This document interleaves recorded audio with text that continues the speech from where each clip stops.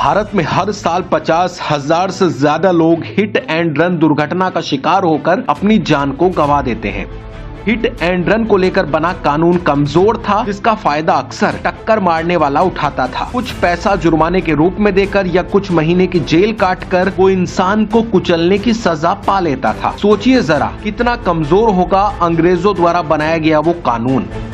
लेकिन मोदी सरकार ने हिट एंड रन के बढ़ते मामलों को देखकर इसमें संशोधन किया। भारतीय न्याय संहिता 2023 में हुए संशोधन के बाद अब हिट एंड रन के मामलों में नियम सख्त हो गए हैं।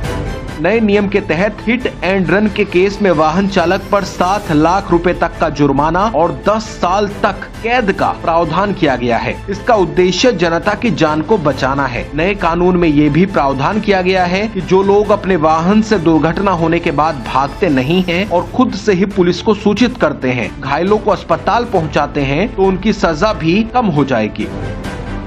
अब मुद्दों की तलाश में बेरोजगार बैठी विपक्षी ड्राइवरों में अफवाह फैला रहे हैं कि ये कानून उनके खिलाफ है, जिसके चलते ड्राइवर भी परेशान हैं। असल में ये कानून किसी भी एंगल से ड्राइवरों के खिलाफ नहीं है। ये कानून खिलाफ है उन लोगों के जो हिट एंड रन को लेकर बने पुराने कानून का फायदा उठाकर वाहन दौड़ाते हैं और पब्लिक को रौंदकर फरार हो जाते हैं। अब आप खुद सोचिए, अगर किसी को ये पता होगा कि उसकी लापरवाही से सड़क पर कोई एक्सीडेंट हुआ और वो भागा तो उसको 7 लाख रुपए तक का जुर्माना और 10 साल सजा हो सकती है, तो क्या वो पीड़ित को छोड़कर भागेगा? जी नहीं, बिल्कुल नहीं। अक्सर देखा गया है कि हिट एंड रन के केसेस में ओवर स्पीडिंग या नशा करके वाहन चलाना दुर्घटना का कारण बनता है। लेकिन इतनी कठोर सजा के डर से ड्राइवर भी ओवर स्पीडिंग नहीं करेगा, वाहन की रफ्तार पर कंट्रोल होगा तो हादसा भी नहीं होगा। पर फिर भी मान लेते हैं कि सामान्य स्थिति या नशे की कंडीशन में अगर वो अपने वाहन से कंट्रोल खो देता है और उसके वाहन से एक्सीडेंट हो जाता है, तो हादसे के शिकार व्यक्ति को ड्राइवर खुद अस्पताल पहुंचाएगा। इससे एक्सीडेंट में घायल इंसान की जान बचने की संभावना भी रहेगी। अस्पताल पहुंचाएगा इसलिए क्योंकि वो जानता है कि अगर वो भागा तो कठोर सजा उसका इंतजार कर रही है। अब आप सोच लीजिए कि ये कानून आम जिंदगियों के लिए कितना फायदेमंद है। बाई चांस अगर दुर्घटना के शिकार व्यक्ति की मौत भी हो जाती है और वाहन चालक खुद से ही पुलिस को सूचित कर देता है, तो इससे भी उसकी सजा कम हो जाएगी। हमें ये बात समझनी होगी कि ये कानून वाहन चालक के खिलाफ नहीं है, ड्राइवरों के खिलाफ नहीं है, बल्कि सड़क पर लापरवाही से वाहन चलाने वालों के खिलाफ है। आखिरकार इंसान की जिंदगी